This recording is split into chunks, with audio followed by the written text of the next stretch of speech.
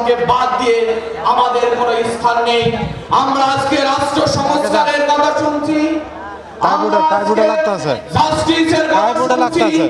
আজকে আমরা বিচার বহির্ভূত হত্যার নতুন আরেকটি মব জাস্টিসের কথা শুনছি।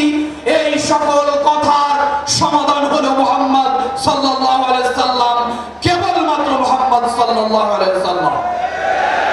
কাজে আমাদেরকে রাসূল থেকে নিতে হবে। রাসূল সাল্লাল্লাহু আলাইহি সাল্লামের হাদিস, তারাকতু ফীকুম আমরাইন লান তাদিল্লু মা তামাসসাকতুম বিহিমা কিতাবাল্লাহ ওয়া সুন্নাতান নবী।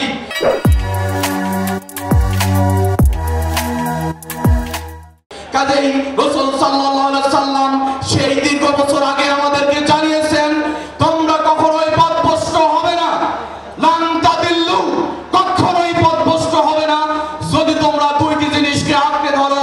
একটি হলো আল্লাহর কিতাব, আরেকটি হলো আমার সুন্নাহ। কাজেই আমাদেরকে আল্লাহ রাসূলের কাছে আসতে হবে, কোরআনের কাছে আসতে হবে, কোরআন থেকে আমাদেরকে গ্রহণ করতে হবে। প্রিয় উপস্থিতি, আমরা যদি আজকের এই সমাবেশে যারা উপস্থিত তাদেরকে বলি, তাহলে আমাদের ব্যক্তি জীবন, আমাদের রাষ্ট্র জীবন, আমাদের সামাজিক জীবন, জীবনের সকল ক্ষেত্রেই একজন ব্যক্তি আমাদের আদর্শ হতে পারে, তিনি হলেন আল্লাহ রাসূল সাল্লাল্লাহু আলাইহি সাল্লাম। কাজে আমরা আমাদের ব্যক্তি জীবনে পরিশুদ্ধ জীবন যদি আমরা যাপন করতে পারি, পরিশুদ্ধ জীবন আমাদেরকে মুক্তি দিতে পারে। আজকে তরুণদেরকে যেভাবে ধ্বংস করা হচ্ছে, আমরা দেখেছি বিগত দুঃশাসনে আমাদের শিক্ষা ব্যবস্থা ধ্বংস করা হয়েছে, আমাদের তরুণদেরকে মাদক অস্ত্র দিয়ে ধ্বংস করে ধ্বংসের আতল গহ্বরে নামিয়ে দেওয়া হয়েছে। কাজে আমরা যদি সেখান থেকে উত্তরণ করতে চাই, সেটা আল্লাহ রাসূল সাল্লাল্লাহু আলাইহি সাল্লামের কাছে আসতে হবে।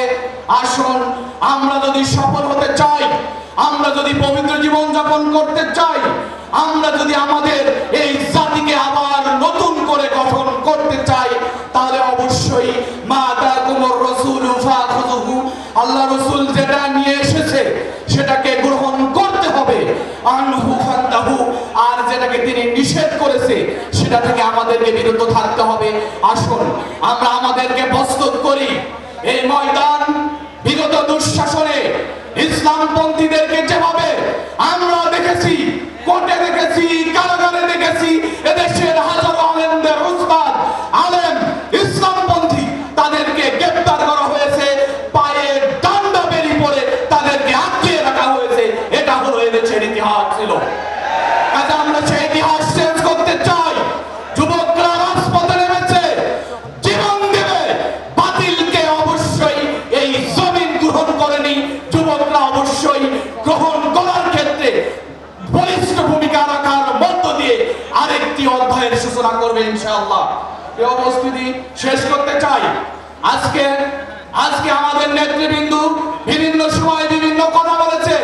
আমরা যদি আল্লাহ রাসূলের কাছ থেকে লিডারশিপের সবক না নিতে পারি, তাহলে আমরা দেখব বিগত দুঃশাসনে হাসিনা ঠিক একই কথা বলেছিল, আমরা মদিনা সনদ দিয়ে দেশ চালাতে চাই, এই দিয়ে রাষ্ট্র চালাতে চাই। তারা আল্লাহ রাসূল থেকে কোনো কিছু গ্রহণ করে নাই। কাজে আমাদের লিডারশিপকে অবশ্যই আল্লাহ রাসূলের কাছ থেকে গ্রহণ করতে হবে। আজকের এই সমাবেশ থেকে সেই আহ্বান জানিয়ে রাসূলের কাছ থেকে আমরা গ্রহণ করতে চাই।